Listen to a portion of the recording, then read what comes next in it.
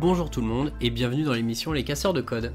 C'est une émission où des personnes raconteront leur histoire, leur parcours, leurs aventures et surtout pourquoi l'apprentissage du code a changé leur vie. Le code leur a permis d'ajouter une corde de plus à leur arc de compétences, de concrétiser des idées, de laisser libre cours à leur créativité ou encore d'acquérir un état d'esprit. Ces personnes n'avaient pas toute vocation à devenir dev, mais toutes ont découvert de nouveaux horizons et voire même de nouveaux métiers. Le point commun de tout le monde interviewé est de prendre la compétence du code non pas comme une fin en soi, mais plus comme un outil. Computers aren't the thing. They're the thing that gets us to the thing. Allez, passons à l'interview du jour. Salut Jérémy, Salut Félix. comment ça va? Ça va et toi? Bah écoute, ça va très bien. Merci beaucoup en tout cas d'être venu dans ce cadre merveilleux pour l'interview. Merci à toi. Tout le plaisir est pour moi. Et j'aime toujours commencer par une question à la fois simple mais à la fois compliquée. Tu as fait THP il y a 1 an et demi, donc en septembre 2019. C'est ça. Tu étais qui il y a 1 an et demi?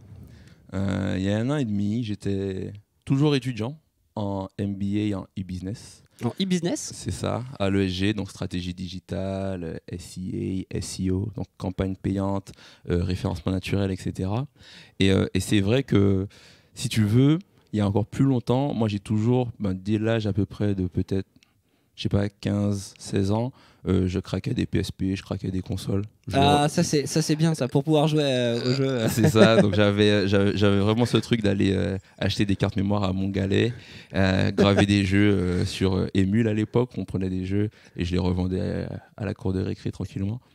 Très bon truc. L'esprit hacker en quelque sorte. Ouais, l'esprit de la débrouille, un peu comme THP, tu vois, c'est... tu trouves un truc qui te passionne et puis après tu vas dedans. Donc moi j'allais toujours au CDI quand tout le monde allait en cours. J'étais le seul mec du CDI à télécharger des tutos à l'époque sur PSP Gen. Et c'était vraiment passionnant. Donc c'était mon premier contact avec le monde de la tech, si je puis dire.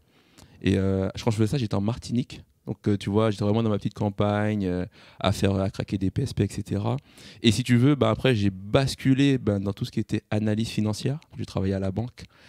Et je me suis rendu compte que je n'allais pas faire ça toute ma vie. Donc, Pourquoi? Pourquoi? Parce qu'en fait, étant curieux de nature, je me suis rendu compte à aller même pas 3, 4, 5 mois que j'avais compris comment ça fonctionnait en fait. Tu vois, faire des dossiers, analyser des comptes. Et c'était pas forcément... J'avais pas d'émulation à ce niveau-là, tu vois. Et ce qui s'est passé, c'est que je suis parti en Australie. Donc janvier 2017, je rencontre des digital nomades, pas le mec qui te vend des formations au bord de la piscine, tu vois, des vrais digital nomades qui sont là à coder toute la journée. Je leur dis juste, qu'est-ce que vous êtes en train de faire, tu vois?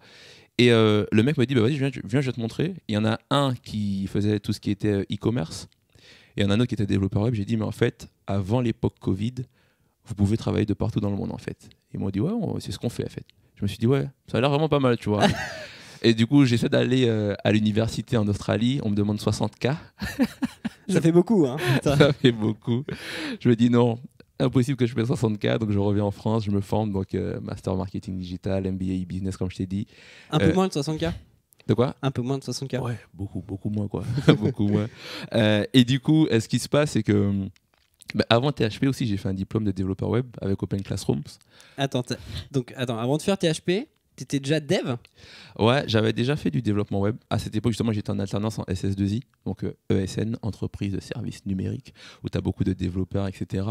Et moi, je m'occupais à la fois, j'étais sur un lancement de produit, donc pour la boîte, et du coup, je développais aussi des sites donc en PHP, Bootstrap, JavaScript, etc. Donc ça, c'était une alternance pour ton MBA ou pour... C'est ça, pour le MBA. Ok. Pour le MBA. Donc, dans un MBA de commerce, tu fais une alternance en dev? C'est ça. En fait, ouais, bon, comme je dis, en fait, et je pense que le code aussi apporte beaucoup ça, c'est que quand tu découvres vraiment cette passion-là, tu as une force que tu n'avais pas avant, tu as une façon de travailler que tu n'avais pas avant. Et du coup, pendant que je faisais mon MBA, pendant que j'étais en alternance, pendant que je faisais du freelance, j'ai aussi fait ce diplôme de développeur web. Attends, tu étais en alternance plus en freelance? C'est ça. Ah oui, mais et à un moment, tu dors ou ça se passe comment? Ouais, tu dors un peu, mais en fait, t'es porté par ça, tu vois. T'es vraiment porté par ça. Et il y a plein de gens qui n'ont pas compris, puisque moi, ça a été un shift quand je suis revenu d'Australie. On va dire, j'étais pas le même qu'avant, sans faire du dev perso ou quoi que ce soit. C'est que vraiment, j'allais vraiment all in dedans, tu vois. En disant, voilà, je sais ce que ça peut faire, j'avais vu les résultats de ce que tu pouvais faire quand tu avais ce type de compétences. Et c'est pour ça. Et c'est vrai que même pendant que je faisais ça, je connaissais déjà THP. Tu vois, j'avais déjà entendu parler de The Hacking Project par un ami, François. François, s'il nous écoute. On lui passe le bonjour. C'est ça. Et parce que François, j'ai connu son frère en Australie. Son frère me dit, j'ai mon frère qui fait un truc qui est super top, et qui code toute la journée, etc. Je lui dis, ah bon, c'est quoi?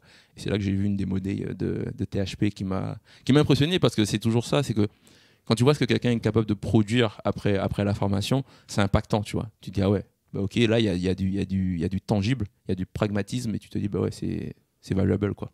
Et alors, il y a un truc aussi qui m'intéresse. Donc, avant de faire THP, tu étais dev. Mais c'était comment la formation à Open Classroom? La formation à Open Classroom, elle est bien aussi. Donc, c'est pas. Alors, il y a une différence avec celle de THP et celle d'Open Classroom. Parce qu'Open Classroom, tu as du coup un mentor que tu vois une fois par semaine. Tu as des projets à remettre, tu as des choses à faire. Donc, effectivement, c'était beaucoup axé. Donc, moi, j'ai fait celle de développeur web junior qui était sur 6 mois. Où tu vas justement beaucoup faire des applications web. Tu vois, en tout cas, ça te donne le mindset et les compétences pour faire des applications web. Et le petit truc justement qui me manquait, c'était le côté un peu scrapping, aller récupérer des données, aller faire des bots. J'avais déjà aussi touché aux API. Mais tu vois, il y avait tous ces aspects-là un petit peu, parce que moi, du coup, je me dirigeais. Soit j'avais l'aspect un peu marketing digital growth, et j'avais besoin justement de ces compétences-là, ou de cette verticale-là, pour aller justement aller chercher beaucoup plus de croissance, faire beaucoup plus de choses, tu vois. Donc effectivement, au niveau création de site, c'était vraiment très bien, tu vois, c'était vraiment ça. Mais moi, je cherchais justement ce côté un peu Bidouille. Voilà, bidouille, tu vois. Je veux dire hacking, je mets des guillemets encore une fois, mais ce côté vraiment où tu vas faire des trucs auquel tu n'aurais jamais pensé à faire avant, tu vois. C'est un peu du code où c'est de la débrouille, encore une fois. C'est de la débrouille, quoi. L'applicatif du code un peu, un peu sorti des sentiers battus. Exactement. Où tu vas justement te servir, parce que ton cerveau reste ton meilleur asset. Donc tu vas réfléchir, tu vas avoir une réflexion. Et du coup, la tech, le code va être justement ce super pouvoir que tu vas avoir pour aller encore plus loin, quoi. Et donc là, on se retrouve en septembre 2019. Tu rentres à THP. Ça s'est passé comment ces 3 mois? THP, j'aime beaucoup dire, je pense que j'ai envoyé quand même pas mal de monde chez THP. Mais, Merci. mais THP, j'aime bien dire que c'est vraiment... donc au-delà du code, on va parler peut-être des hard skills que tu développes, etc. Mais au niveau aussi du mindset que ça te donne, c'est vraiment quelque chose de pertinent. Dans le sens où c'est vraiment de la débrouille. Tu n'as pas de locaux, tu n'as pas de prof, tu as juste du contenu, tu as juste de la doc. Et une communauté. Et une communauté. Et tu dois te débrouiller, en fait. Donc ça te développe des muscles dans ton cerveau qui font que...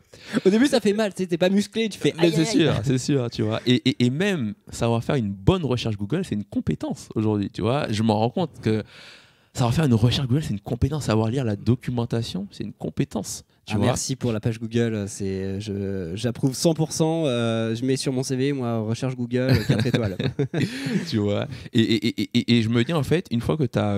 pour répondre à ta question, comment ça s'est passé? Moi, ça s'est super bien passé. Donc, rencontrer des belles personnes, fait des bons projets. J'aimais bien le mindset, parce que moi, j'avais vraiment prévu de faire la formation. Donc, je m'étais vraiment rendu disponible pour ça, tu vois. Donc, j'étais vraiment 100% dessus. Je connais pas grand monde qui se dit, vas-y, je vais faire une formation à temps plein en dilettante. Ouais, non, mais c'est pas que c'est vraiment intense, tu vois. Le mot intense est très bien choisi, parce que c'est intense. Et moi, je codais déjà avant.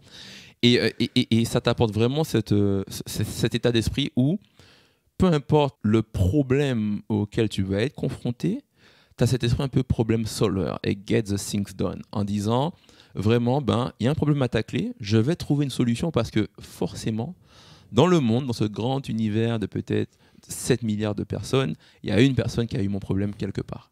En général, il est sur Stack Overflow.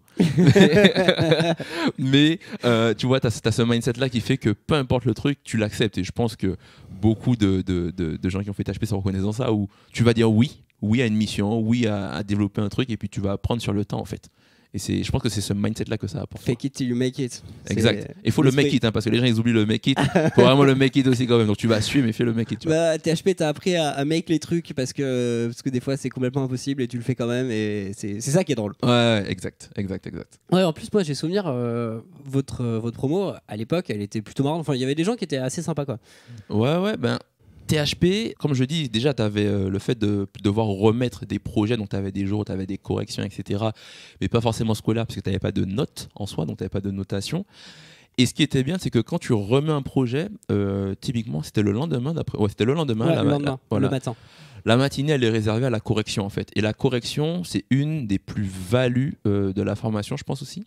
Pourquoi ? Parce que déjà, tu rencontres du monde. Donc, tu vas rencontrer des gens qui sont des fois, de rencontrer, en tout cas en visio ou au téléphone, des personnes qui sont à Bordeaux, des personnes qui sont à Strasbourg, des personnes qui sont en Normandie, peu importe. Ça, c'est la première étape. Le deuxième step de ça aussi, c'est que tu vas lire le code d'autres personnes. Donc, toi, tu as eu une solution, tu as pris un angle d'attaque, si je puis dire. Et tu vas voir qu'en fait, il y avait peut-être des fois un chemin plus court ou un chemin plus long, hein, ça dépend. Donc, tu vas déjà discuter autour de ça. Et puis, ce qui est intéressant, c'est que je sais pas si tu es timide en termes de soft skills, ça t'apporte beaucoup aussi parce que tu dois aussi discuter avec les gens, comprendre, t'échanges, tu parles des fois, tu vas au-delà de THP sur certaines conversations et ça c'est super intéressant aussi quoi. Ouais, il y a beaucoup de gens qui m'ont dit au début de THP, pour eux décrocher un téléphone c'était une torture et maintenant c'est genre oui bon c'est un mardi matin quoi. Bah ouais non mais c'est vraiment ça parce que c'était et puis nous aussi dans la formation ça te permet un peu de relâcher tu vois tu relâches un peu les épaules tu te dis bon ok là c'est le moment des corrections c'est le moment un peu chill tu vas devoir lire le code etc tu le fais quand même de façon sérieuse parce que sinon c'est pas pertinent mais effectivement c'est ça qui est intéressant et moi je me souviens aussi sur le Slack quand les gens ils décrochent pas tu dis ouais est-ce que vous connaissez machin décroche parce que là sinon je suis obligé de te dire que ton truc il est pas validé etc parce que tu devais te présenter je sais pas si vous le faites toujours mais tu devais te présenter sinon ton truc tu perds un joker ou un truc du style quoi. Ah oui si tu fais pas tes corrections voilà. tu t'es pénalisé oui. Donc non c'était moi j'ai trouvé ça super intéressant et c'est vraiment je pense l'une des forces de THP c'est ça c'est vraiment dès day one jour 1 tu commences à comprendre qu'il va falloir corriger des gens ça te responsabilise ça te fait lire le code d'autres personnes et c'est comme ça que tu grandis aussi quoi. Donc voilà, écoute, en 3 mois, t'as appris à coder. Et alors, après THP, t'as fait quoi ? Ouais, après THP, donc moi j'ai toujours gardé quand même cet esprit un peu gross, donc j'ai pas voulu devenir dev à 100%. Je me suis posé la question, et je me suis dit en fait, non, c'est pas fait pour moi de devenir dev à 100%. Pourquoi pas ? Pourquoi pas parce que si tu veux, j'ai quand même cette appétence un peu business, un peu growth, un peu croissance, un peu aller créer des choses, parler aux clients, vendre. Tu vois, moi je t'ai dit, je t'ai pas tout dit, mais j'ai fait aussi du e-commerce à l'époque de MSN et des Western Union où j'envoyais en Chine, etc. Donc, tu vois, on ne veut pas savoir. Ouais, tu vois. Donc, j'aime aussi ce côté de vendre, tu vois, de faire quelque chose et de vendre. Et pour moi, le développement web, le code, c'est vraiment un moyen, tu vois, c'est vraiment quelque chose où tu peux aller résoudre un problème qui est un pain point, comme on dit des fois dans le milieu, donc vraiment un problème qui soit dur ou autre, et tu peux aller le vendre à des gens qui sont contents de payer pour cette solution, tu vois. Donc pour moi, c'était vraiment, le dev c'est bien, développer c'est bien, mais que ça, c'était pas pour moi, tu vois. Faire du code, et je l'ai fait, tu vois, j'ai codé 10 heures par jour, il n'y a aucun souci, tu vois. Mais par contre, j'ai quand même cette appétence de me dire, ok, j'ai fait un truc, maintenant il est temps de sortir et de le proposer aux gens, quoi, tu vois. Et ça, ça va au-delà du dev aussi, tu vois, du développement web. Ouais, donc vraiment appliquer le code à un produit et faire vivre surtout ce produit. Ben ouais, pour moi c'est ça, le code aussi c'est ça, c'est bon, je pense que tout le monde je pense que certains l'ont déjà dit aussi avant moi dans les épisodes précédents, mais le code aussi c'est redonner le pouvoir aux gens de créer, tu vois, c'est redonner le pouvoir de donner vie à ce que tu as dans la tête, tu vois, comme un artiste il va peindre, moi je sais pas peindre, j'écris super mal, c'est pas du tout pour moi, mais tu vois, au niveau technique, etc., c'est quand même, tu as une idée un jour, et tu peux, si tu as cette compétence technique-là, la mettre sur le marché, tu vois, et lui donner vie, comme tu viens de dire, tu vois, et ça, c'est, moi je trouve ça puissant, parce qu'en fait, tu n'as plus, alors on pourra en parler longtemps, mais pour moi aussi, la tech, en général, vient aussi briser toutes ces barrières sociales que tu pourrais avoir.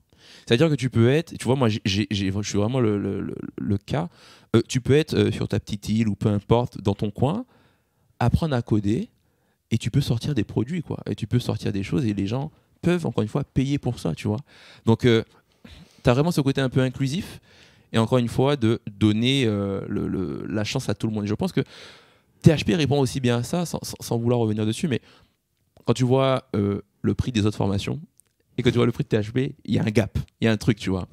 Et même si la tech, encore une fois, comme je le dis, elle est accessible à tous, le prix, c'est aussi une barrière à l'entrée. Faut en être conscient, tu vois. Ouais, c'est pour ça que j'ai monté THP, parce que je trouvais vraiment l'outil du code, comme tu dis, et j'adore ce que tu dis, vraiment, le code te permet d'ouvrir ton état créatif, mais quand tu vois la barrière à l'entrée que peuvent être d'autres formations qui sont soit peut-être trop longues, soit peut-être un peu chères, bah, ça décourage. Et c'est dommage, parce que c'est un outil vraiment qui permet de s'émanciper. Bien sûr, exactement. C'est le mot émancipation, je pense qu'il est vraiment bien choisi, parce que tu peux changer du tout au tout ta vie, tu vois. Ok, vous êtes pas, t'es pas en train de faire, je sais pas, des greffes d'organes ou quoi que ce soit, mais tu changes des vies quand même, tu vois. Et ça, c'est impactant aussi, tu vois. Ça va beaucoup plus loin que juste faire du dev. Donc tu vois, quand on parle de tout ça, je ne veux pas faire que du dev, tu vois. Dev, c'est bien, mais je ne veux pas faire que ça, tu vois. Il y a beaucoup de choses à faire, il y a plein de problèmes à régler avec et auxquels le code et plein d'autres choses peuvent y répondre, quoi, tu vois. Mais d'ailleurs, à ce sujet-là, donc tu as dit que tu hésitais à faire du dev, mais finalement, tu n'en fais pas pour faire du gros, c'est ça? Ouais, effectivement. Donc, moi, je me suis tourné beaucoup sur le growth, c'est-à-dire vraiment aller chercher de la croissance pour des boîtes, aller chercher justement cette... Ah oui, pardon, c'est quoi le growth? Ouais, le growth, ça va être en fait alors c'est, on va dire, une méthodologie déjà dans un premier temps. C'est un framework scientifique, c'est pas juste des petits hacks, ce que tout le monde pense, surtout au niveau francophone. C'est vraiment un procédé scientifique où tu vas justement aller avoir une méthode un peu itérative, où tu vas justement analyser de la donnée. Ça, c'est le premier step. Tout growth hacker doit savoir analyser de la donnée. C'est-à-dire aller sur Google Analytics, c'est bien. Aller sur Amplitude, c'est bien. Par contre, en tirer des conclusions, c'est autre chose. Tu vois. Et créer des cohortes d'utilisateurs, par exemple, dire aujourd'hui, sur mes cohortes d'utilisateurs, il y en a, je sais pas, 50% qui font telle action. Comment je réplique ces actions-là sur tous les nouveaux utilisateurs? Donc, je refais un onboarding pour ces utilisateurs-là. C'est une autre compétence. Et ça, c'est vraiment une compétence growth où tu vas aller analyser de la data, de la donnée. Et du coup, tu vas aller prendre des décisions basées sur cette donnée-là. Ensuite, tu vas justement designer ton expérimentation. Le growth se veut être une expérimentation rapide. À défaut d'une campagne marketing où tu vas arriver en janvier, faire un plan marketing sur toute l'année, avoir un budget et découler des événements, le growth, c'est pas du tout comme ça. Le growth, en général, tu vas faire des sprints. Donc, emprunter justement aux développeurs, à la méthode agile, etc. Donc, sur 2 semaines, où tu vas justement aller tester des choses très vite et aller... On dit shipper, je sais pas, en français peut-être lancer très vite des choses. Je crois que j'utilise livrer, moi. Ouais, livrer aussi. Mais on peut dire shipper, allez, on est entre nous, c'est un terme tellement... ouais, tu vas aller shipper très vite pour aller tester et trouver 7 choses que ne font pas tes concurrents. Tu vois, typiquement faire des Facebook Ads, c'est bien, faire des Google Ads, c'est bien, mais le growth se trouve pas là, le growth se trouve ailleurs. Et tu dois vraiment aller chercher, pour trouver cette hyper croissance-là, tu dois vraiment aller tester itérativement.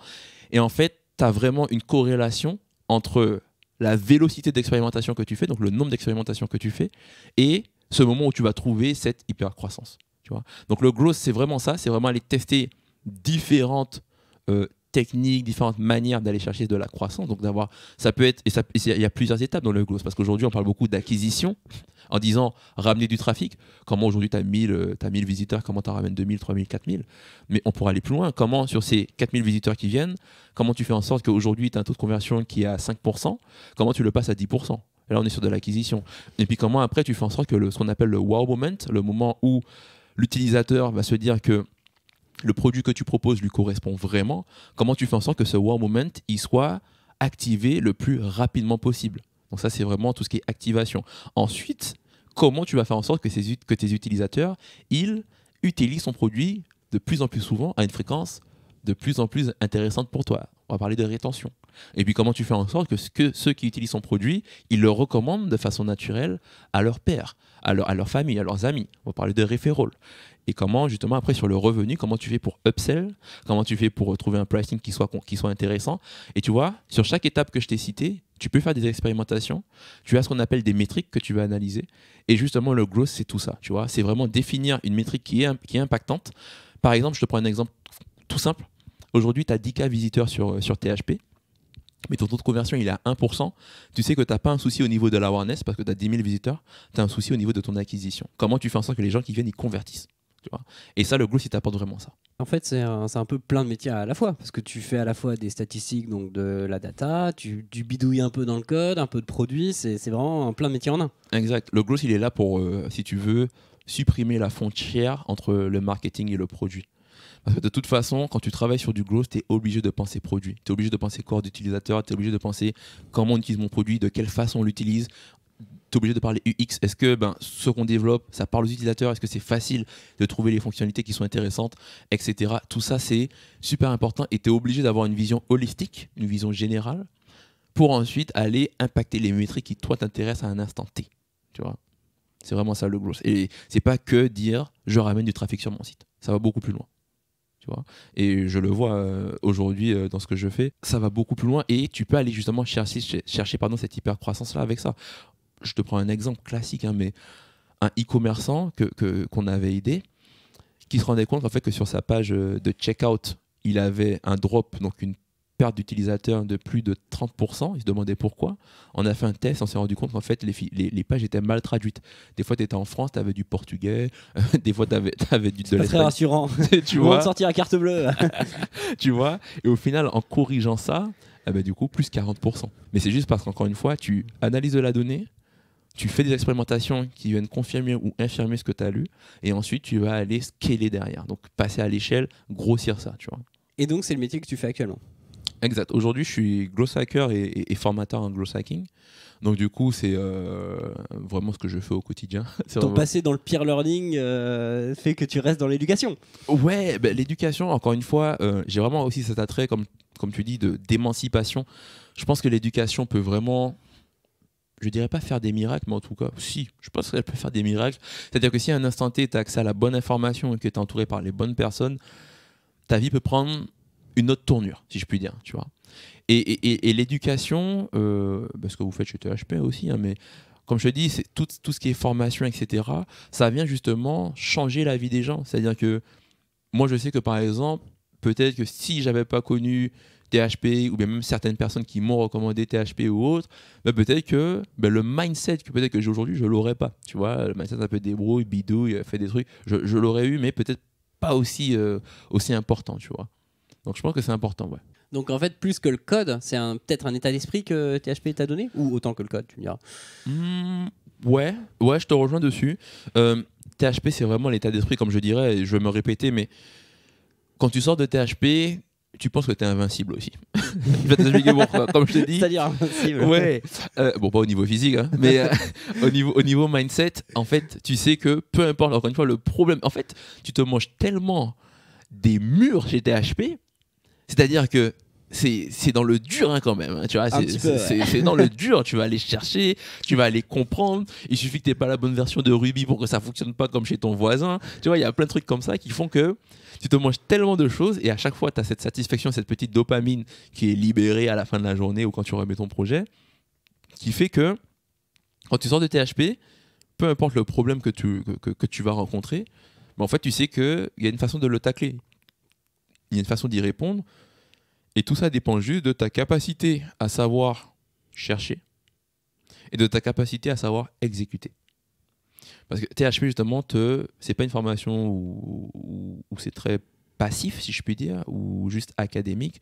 C'est aussi une formation où, de toute façon, tu mets les mains dans le cambouis dès le premier jour. Tu fais ton installation, tu fais des trucs que t'aimes ou pas le terminal. Voilà, tu dois faire. Et je t'ai dit, c'est vraiment intéressant puisque t'as des gens qui sortent, je pense, changer de THP, tu vois, parce que c'est le champ de bataille, quoi. Tu vois, c'est vraiment, tu mets les mains dans le dur, quoi. Donc toi. C'est ça. Et alors, est-ce que tu codes encore? Alors ouais, je code toujours, beaucoup dans la console. Console du navigateur, pour faire des scripts, pour aller récupérer des données. Ça m'arrive toujours beaucoup de faire de l'algorithmique, puisque ça dépend aussi de qu'est-ce qu'on met derrière coder. Est-ce que c'est vraiment créer des applications? Est-ce que c'est faire de l'algorithmie? Typiquement, tu te rends compte que la programmation, elle est tout autour de nous. Quand tu dis, si dans tel cas, je sais pas, j'ai tel élément, fais ça, sinon, fais-moi ça, etc. Donc, ça reste de la programmation. Donc, je fais quand même pas mal, je fais beaucoup d'algorithmie aujourd'hui, toujours.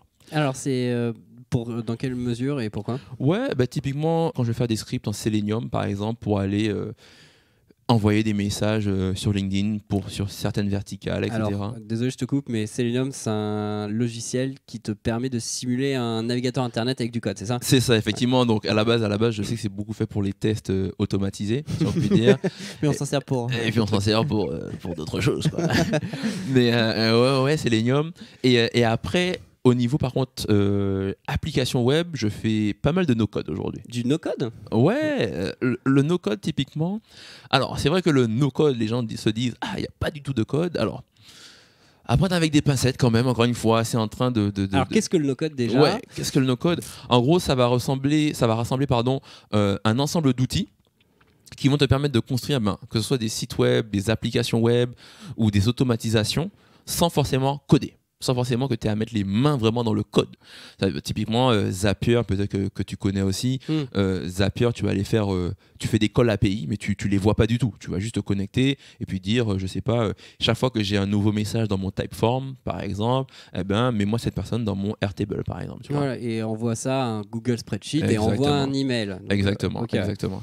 Et sinon, à part, donc au niveau, ça c'est au niveau beaucoup des automatisations. Et moi, je fais beaucoup de Bubble aujourd'hui. Donc Bubble, qui est un outil qui te permet de faire des applications web, type Airbnb, Uber Eats, etc.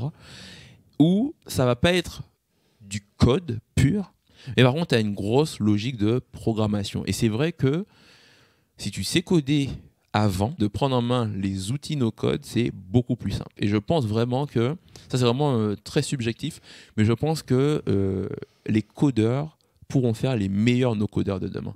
C'est énorme, t'es en train de dire en fait, le code, t'as appris le no-code. Exactement, en fait, parce que ça dépend aussi, encore une fois, de tes ambitions, tu vois, mais si tu veux, des fois quand tu veux aller vite, quand tu veux aller tester des choses très vite, déjà Ruby, ça va très vite par rapport à d'autres langages de programmation, on va pas parler d'assembleur ou quoi que ce soit, mais le no-code te permet encore une fois d'aller encore plus vite.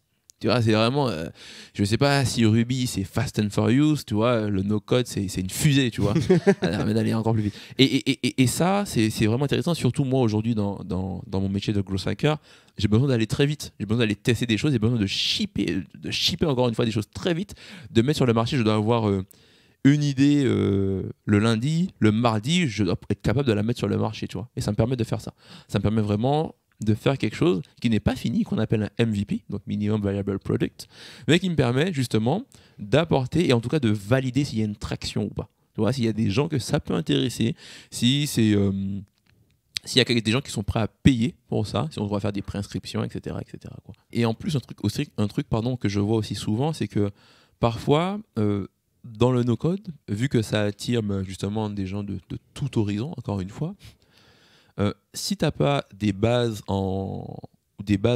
ça va faire un jeu de mots, mais si t'as pas des bases, par exemple en base de données, ou bien même en distinguant ce qui est un back-end, ce qui est un front-end, ce qui est une page utilisateur, ce que sont des données dynamiques que tu vas remplir de façon dynamique par rapport à l'utilisateur que tu as, etc. Des fois, c'est un petit peu difficile, tu vois, de comprendre ces outils-là, parce que le travail, des fois, est tellement pré-mâché que moi je trouve que c'est toujours bien de faire quand même les choses à la main au début, si je puis dire, de vraiment mettre les mains dedans, de comprendre comment ça fonctionne et ensuite d'aller plus loin. Tu vois, c'est comme si tu vas faire un site directement pur, je sais pas, Vanilla.js ou peu importe, et puis ensuite tu vas mettre du bootstrap parce que tu vas comprendre l'élément pourquoi c'est intéressant. Ou bien si tu utilises du Rails, c'est parce que tu as déjà compris comment ça fonctionne, une architecture MVC par exemple, tu vois. Donc c'est intéressant quand même de mettre les mains dedans dans le dur avant de passer sur quelque chose qui te facilite la vie, si je puis dire. Tu vois. Ouais, ça te permet de... En fait, si tu peux être un moyen no-codeur, mais si tu as fait du code avant, en fait, tu pourras être excellent. Exactement. Et moi, comme je te dis, je pense que vraiment... Déjà, comme je te disais, pour moi, coder, c'est vraiment je maîtrise le pack office des années 2000, là, que tout le monde mettait sur son CV à l'époque. Aujourd'hui, savoir coder, en fait, le code est tellement partout, que ce soit du HTML, du CSS, c'est vraiment ça nous entoure, en fait.